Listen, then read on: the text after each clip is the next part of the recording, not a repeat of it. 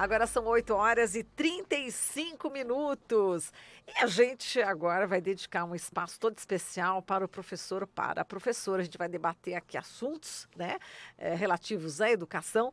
E uma das nossas convidadas é a Alsônia Donato, educadora, diretora do Núcleo de Ensino do Instituto de Saúde da Secretaria Estadual da Saúde de São Paulo, diretora pedagógica do Colégio Equipe, que já está aqui no estúdio. Tudo bem, Alsônia? Bom dia. Tudo bem? Muito feliz de estar aqui, lisonjeada pelo convite. E eu não agradeço de um jeito formal apenas, não. É de coração, porque eu considero esta rádio em especial um espaço de formação, de crítica, de conscientização, de educação. Acho que essa é a marca. Por isso que eu estou muito feliz e honrada de ter recebido esse convite. Puxa, depois dessa, felizes e honrados estamos nós aqui, né, Glauco, Michel, Ama, todo mundo, né? Que maravilha! E a gente vai, daqui a pouquinho, então, trazer uma outra entrevistada por telefone, né? Mas daqui a pouquinho a gente já fala, quando estiver na linha a gente já apresenta. Mas, enquanto isso, a Alsônia vai falar pra gente como é que foi essa decisão de se tornar professora. Já que a gente já é dia do professor, né, da professora, vamos começar por aí, Alsônia? Acho que remete um pouco, né? Como é que tudo começou aí. Até recentemente me fizeram essa pergunta. Sim. Assim, Marilu, Glauco, eu era muito jovem, lá pelos 16 anos, estudava numa escola pública, né? Colégio Estadual Presidente Roosevelt, que ficava na Liberdade, na Rua São Joaquim 188. Que eu amava meus professores. Aí eu fui convidada para um projeto de pesquisa, que era para a USP, em letras, que queriam modificar a cartilha das crianças. Parece que havia uma inadequação para o aprendizado das crianças, a alfabetização. E aí me escolheram, sempre falo, eu não sei porquê, acho que é porque era uma aluna muito estudiosa, eu acho que era isso, eu adorava os professores. Era da primeira da fila ali? Não, porque eu sempre fui alta. Eu estava no fundão, a turma do fundão. Eu falei para ele, nossa, eu lembro de turmas e turmas do fundão, dos fundões da minha vida, que eu venerava. Sim. Bom. Então, e aí, ela me convida para fazer uma pergunta, era sobre o diverso vocabulário das crianças. E o critério era esse, tinha que entrevistar crianças de 7 aninhos de idade, que ainda não eram alfabetizadas, assim, nada, não conheciam nenhuma letrinha. Então, 7 anos de idade, iniciando o antigo primário. E consistia no seguinte, tinha algumas palavras que eram escolhidas por esses professores para verificar o conhecimento ou não dessas crianças.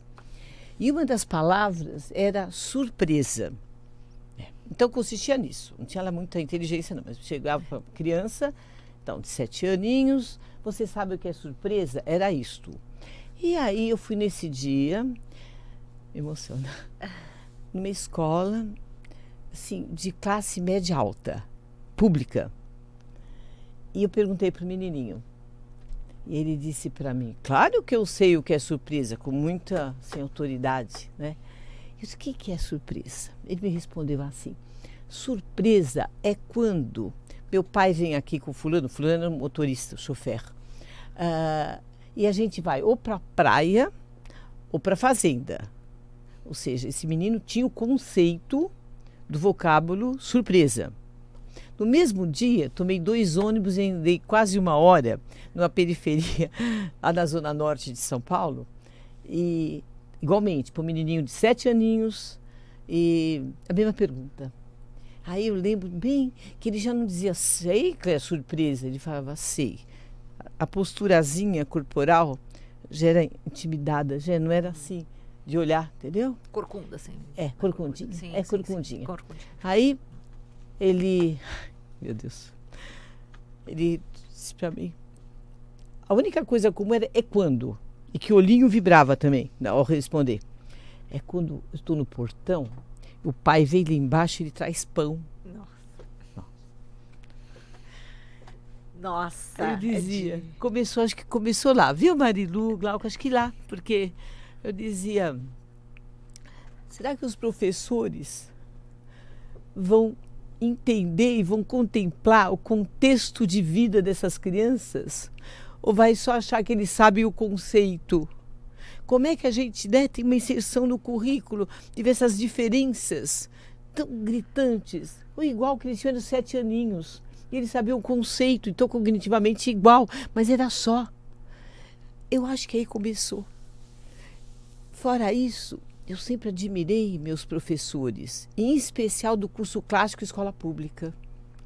Eu tinha uma veneração assim pelo conhecimento, pela aprendizagem, pela capacidade de estudar deles. E a capacidade de nos instigar a conhecer mais. Então era um respeito imenso. Para mim era o máximo ser professor. Máximo. Isso ajudou. E para frente, mas eu fui vendo também algumas atuações de professores pela saúde. E, aliás, um parênteses, eu até hoje sou agradecida a radialistas do interior de São Paulo que me ajudaram a combater a campanha de erradicação da varíola. Nossa, as rádios e professores. São os 2 fatores mais importantes na época, 50 anos atrás, que fizeram com que a gente erradicasse, imagina, essa doença varíola. Enfim, eu acho que essa coisa de ser professor é assim. Daí eu fui para filosofia. Mas quando eu li Sócrates, Platão, Aristóteles, os pré-socráticos, etc., que aliás eu aprendi muito depois com o Glauco Arbix também sobre essas coisas. Charalho. Eu me interessava pela educação. Entendeu? Eu ia saindo dali, até a leitura dos gregos, eu ia vendo qual é a concepção de educação, de jovens, de direitos, de aprendizado. Aí eu fui para a educação, filho. Eu deixei, terminei a filosofia, mas eu fui para a educação e fui para a saúde pública. E quando você fala da questão do contexto, dos alunos, de ter que entender, poxa, mas o professor tem que compreender o contexto de cada aluno, isso para mim remete assim, imediatamente a Paulo Freire. Então queria que você falasse também a respeito da importância do Paulo Freire, que tão atacado por gente que não o conhece, na verdade. Tudo remete a ele. Tudo. Eu sempre vejo assim, Sócrates, século V a.C., fez umas mudanças. Pronto, ficou lá. Daí vem ele. Eu acho que depois dele é impossível ver educação de um jeito neutro. Quer dizer, tudo que está hoje se valorizando. Impossível não valorizar a cultura daqueles alunos, inclusive no currículo. E tinha uma coisa bárbara. Em 1970, eu comecei em 70, antes dele, falava assim: nós temos os alunos culturalmente carentes. Imagina, carentes da nossa cultura, mas culturas riquíssimas. Eu fui do Experimental da Lapa, a escola que foi fechada na ditadura, não é? Então era muito interessante conhecer as culturas da onde eles vinham, estudávamos, inclusive conhecíamos o local de trabalho desses alunos, que é os adolescentes e adultos, para poder inserir isso no contexto, porque, veja, você só pode aprender, filho, se você conseguir relacionar o que você vai aprender aqui com aquilo que você já tem. Portanto, é com a sua cultura que tem que ser a referência. Senão você não dá como ancorar. O que vem não bate. Entendeu? Como se fosse assim, por exemplo, Glauco e Marilu e Michel, tal. Eu queria que vocês me falassem o que é um triângulo equilátero. Se você não souber o conceito de triângulo, não vai saber o que é equilátero. Então você tem que ter coisas prévias. E a cultura é fundamental. Os valores, etc. Aliás, só uma coisa, eu conheci uma vez no Panamá um Hospital del Niño. Aquilo para mim era um espaço pedagógico, como somos aqui. Doutor Esquivel, que já se foi, Renan Esquivel, olha aqui, esse hospital de criança. Então, as áreas não era por doenças, não é por patologias, é por lugares de onde as crianças vieram. Então, nos andares tinha passarinhos, tinha árvores, tinha plantas, tinha brinquedos dos locais de onde eles vieram. Então, a criança estava situada, se sentia muito mais segura de poder avançar. E na escola também, se você for usar uma referência, classe média alta, para as crianças da periferia, que tem muito pouco acesso, a gente não consegue educá-las, acho que é isso. Forma de educá-las de forma consequente é isto. Que elas consigam relacionar, isso é importantíssimo, relacionar o que elas estão aprendendo com aquilo que ainda elas sabem. Exato, com a realidade delas, né? E a gente coloca também nessa conversa, né? Insere também a Maria Isabel Azevedo Noronha, a Bebel, ela que é presidenta do Sindicato dos Professores do Ensino do Estado de São Paulo, a POSP, é deputada estadual eleita pelo PT de São Paulo. Oi, Bebel, bom dia! Bom dia, Marilu. Bom dia, nossa palestrante que está aí, com uma fala super gostosa. Né? É a Sônia Donato, educadora. Ah, Donato. Defendendo Simpatia. aqui Paulo Freire. Com certeza. Né? Paulo Freire, se tivesse um bom senso, né, em outra parte da sociedade, não precisaria ser defendido. Ele tem que ser referendado cada ano, né? Por tudo que ele fez pela educação no Brasil e fora do Brasil, inclusive. Exato. Mas é uma satisfação muito grande estar falando aqui na Rádio Brasil Atual, com todos que nos ouvem e está nesse momento. Também você, Marilu, sempre atuante. E nessa data, dia 15 de outubro, que é um 15 de outubro, é mais um dia? Não pode ser mais um dia. É o dia da mais importante profissão, né? Porque é essa profissão que forma os demais profissionais, né? Todos, quando pegam seu diplominha, parece que esquecem, a grande parte, eu estou falando aí da classe política, né? Esquecem que passaram pela mão da professora, né? E depois, na hora de pensar leis, posso falar isso, porque hoje estou na Assembleia Legislativa do Estado de São Paulo, no espaço, uma casa de leis, quando trata de educação para incluir, vira uma celeuma, uma briga, né?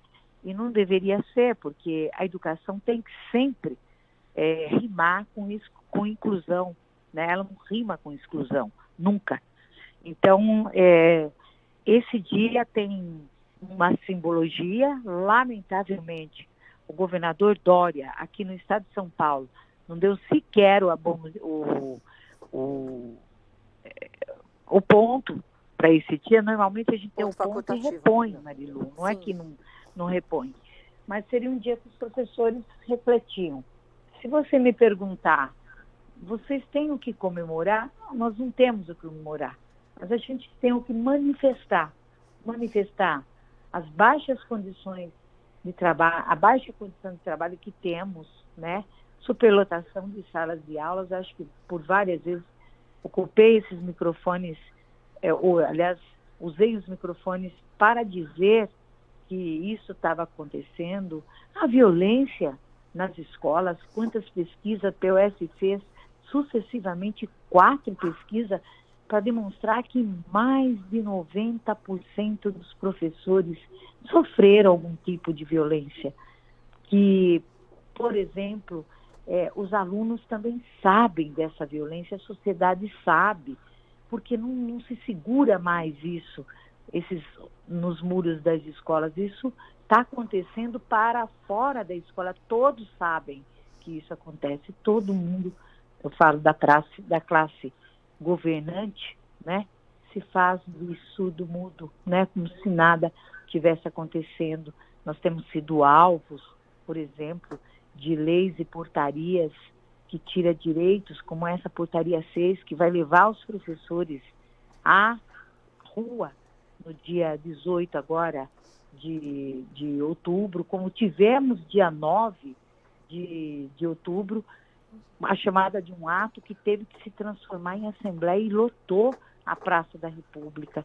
Nós temos sido alvo de muita coisa, quando nós deveríamos, na verdade, ser mais ouvidos por todos os governantes, Marilu. Exato. É uma indignação muito grande, mas quero dizer para os professores, vamos resistir. Ninguém vai tirar a educação. A educação que eu estou falando é aquela, e aí vou aproveitar a nossa palestrante que está aí, aquela no sentido dialógico do termo, né? Em que o aluno e o professor estejam juntos, não colocar um objeto no meio e dizer que um computador está dando aula para nós. Não, pode ser um meio, mas não pode ser um fim, né? Então, você pode ver que ontem, inclusive, saiu uma matéria que a educação à distância está tomando o lugar da educação presencial. E quando isso está acontecendo, é muito perigoso. A tendência é a derrocada da educação mesmo. Aproveitando até esse gancho, eu vou perguntar para as duas aqui, qual será o futuro, né, do professor e da professora, até na questão de formação e a falta também de interesse, né, dos jovens em querer ser professor, né, em querer ser professora. Parece que o interesse pelo magistério é de 2% e pouco, é isso? É muito baixo, quer dizer, está em extinção, né, podemos dizer assim, a profissão de professor? Claro, é isso, claro. Alcônia? Nossa, Bebel, que falas lúcidas, inteligentes, esclarecedoras. Muito obrigada. Ai, eu sei que é uma graça, Alcônia. A voz é uma delícia ouvir. Olha, pegando esse gancho da desvalorização de formação, bom, primeiro, o que ela está trazendo, educação à distância. Aí é derrocada mesmo. Veja, como é que a gente pode formar jovens, por exemplo, para serem solidários? É por intermédio de uma máquina? A sociabilidade, os valores de cooperação, inclusive assim, uma das coisas mais importantes que às vezes a escola não percebe ainda é que trocar. Sabe como é que você estuda, Glauco? Conta para ela. Como é que a Marilu estuda? E Michel, como é que você trocar mecanismos, estratégias de estudar e de aprender? Isso é muito rico para os jovens. Eles se entusiasmam com o aprendizado do outro. Bom, então é difícil. Acho que a gente ficaria muito tempo, Bebel, eu falando da educação à distância, não é?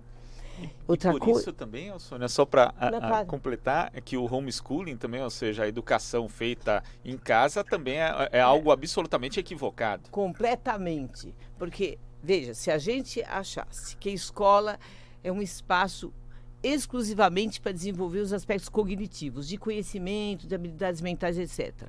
Tá bom. Mas não que eu falei. A escola tem que trabalhar uma das dimensões mais importantes do currículo, que são os valores.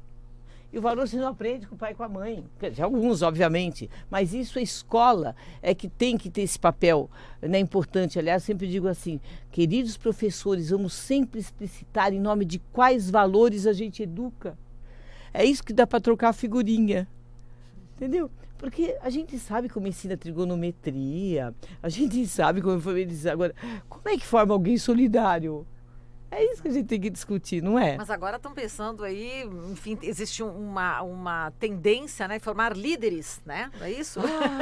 Empreendedores? Olha, empreendedores. Não, eles adjetivam, é mais que isso. Líderes globais por intermédio de aulas de exatas serem ministradas em inglês. E isso é chamado de inovação educacional. Que triste. Que triste esse mercado. Imagina, a gente tem que engolir uma coisa dessa? Não. Não que eu vou dizer, não, a gente não pode engolir. A gente não pode aceitar, não pode acatar essas coisas, não é? Aliás, agora há pouco, eu estou misturando, porque agora há pouco eu chorei sozinha no cantinho ali. Porque eu ouvi vocês falando aqui que Belo Horizonte aprovou o projeto Escola Sem Partido, né? Uma Exato. Versão ali municipal, mas isso provavelmente vai ser vetado na justiça. Eu não sei, mas de qualquer forma, quando eu vi isso, gente, Belo Horizonte é uma cidade que historicamente apresentou projetos educacionais incríveis. Inovadores. Sim. Inovadores. Aí eu vi isso, é chocante isso, Felinho. Não é uma coisa simples, não é? Agora, desculpa, até, Sônia, só para a gente... Não, fala, Bebel, tá lá. Exatamente, eu queria colocar a Bebel aqui na nossa conversa, pegando esse gancho, né? E justamente para não deixar que isso aconteça, existe a luta. E a gente sabe que a Bebel também está à frente, junto com outros professores até de universidades. Eles formaram o Fórum Estadual em defesa da educação pública. Isso. Né, Bebel? Você pode falar um pouquinho sobre isso, né, Bebel? Tá todo mundo envolvido aí, desde os pequenininhos até os universitários, estudantes e professores, né, Bebel? Sim, nós formamos esse fórum, e é um fórum que ele é uma luta permanente. Porque como a educação virou alvo, né, tanto do presidente como aqui do Dória, e o governador Dória, aliás, ele quer dizer que ele é diferente do Bolsonaro, coisa nenhuma. O Bolsonaro implantou a escola cívica, quer implantar a escola cívico-militar, e o Bolsonaro aqui em São Paulo também diz que quer as cívico-militares também, né? Agora, veja bem, esse também é outro ataque, né? Você tem o ensino domiciliar, né? Você tem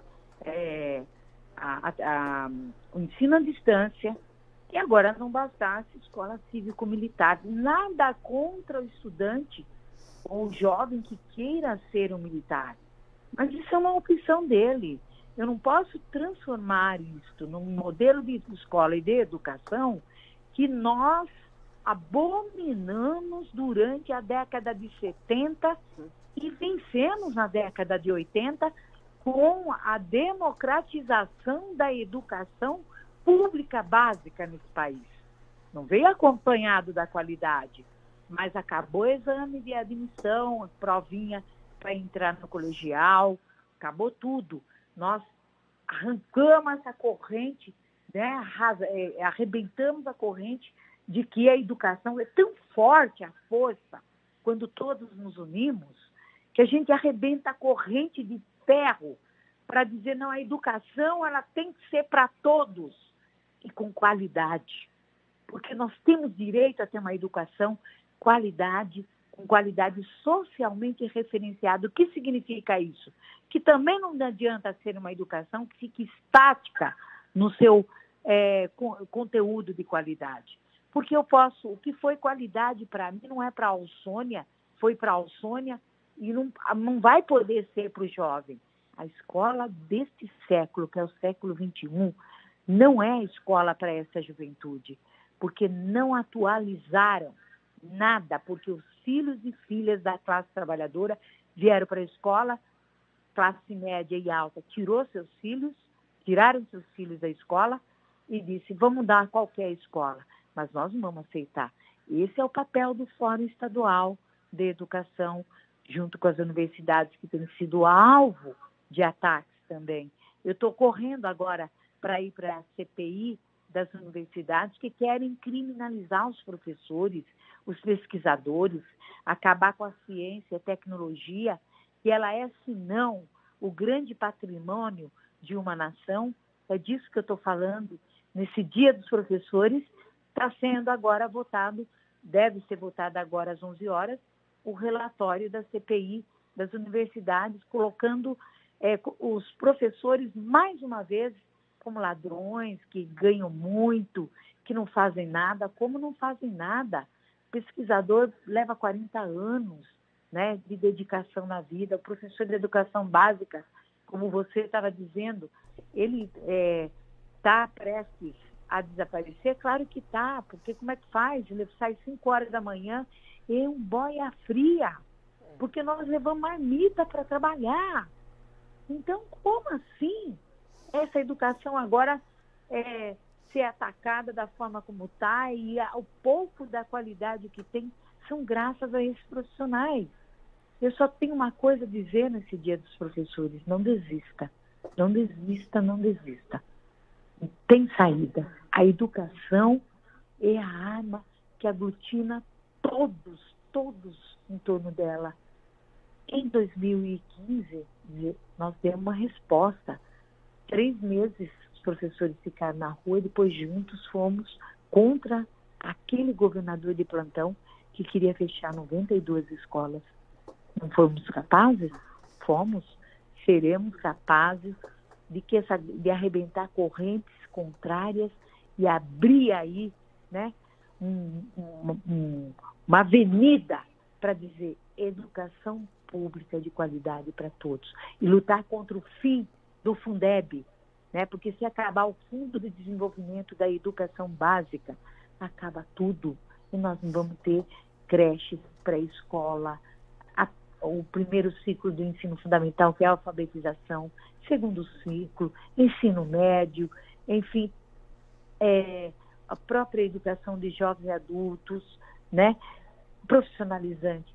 Portanto, a luta pelo Fundeb permanente é uma luta. Esse é um trabalho que eu estou fazendo na Assembleia também, mas é de toda a sociedade, porque mais crianças ficarão nas ruas, porque o tempo que as crianças estão na escola, se ela não tiver escola e os pais não tiverem condições de ter ninguém para cuidar, eles vão para a rua. É isso que nós queremos? Então, tem muita luta para fazer. Então, feliz dia dos professores, para as minhas colegas professores. Obrigada pelos pais, pelos alunos. Obrigada pela Alsônia, que está aí refletindo brilhantemente o papel da educação. Obrigada, Brasil Atual, por abrir seus microfones a essa mais importante categoria, que são os professores. Olha só, muito obrigada, Bebel. Um grande abraço. Obrigada, Bebel. A gente se despede da Bebel, que ela está correndo também lá na Assembleia, né? Já que vai ter aí. Exatamente. Diga lá, só para partir que a Bebel. Isso, vamos lá.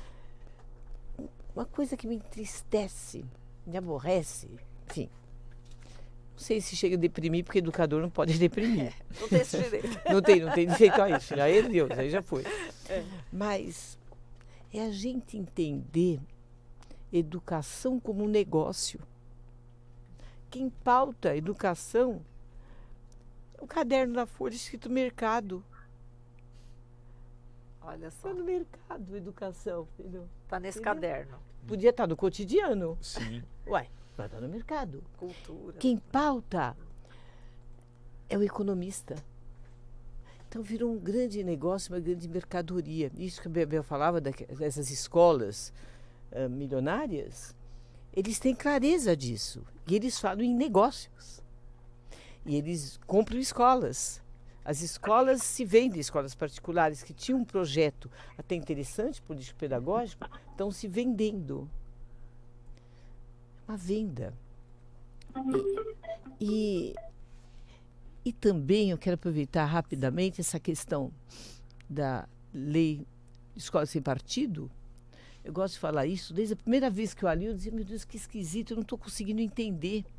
Que difícil, na minha idade, quantas leis eu já li na minha vida, entendeu? Tinha umas chatas, a leitura de lei é muito, eu acho, um pouco enfadonha.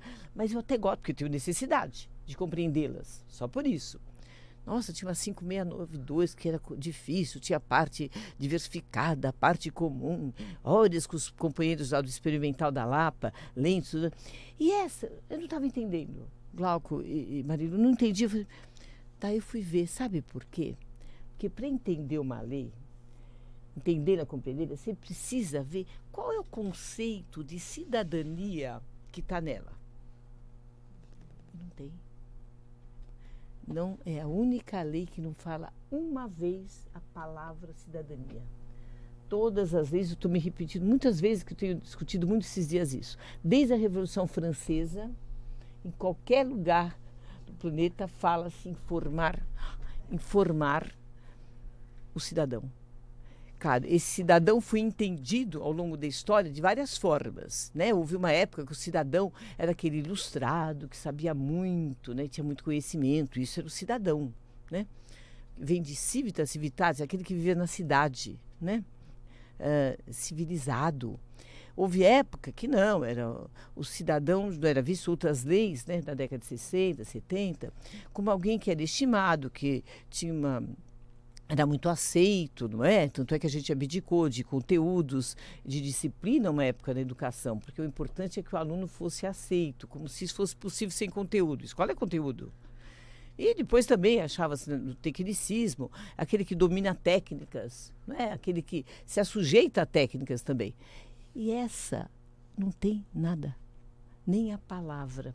Então, eu faço uma livre interpretação achando que eles realmente não querem um cidadão, eles querem um consumidor.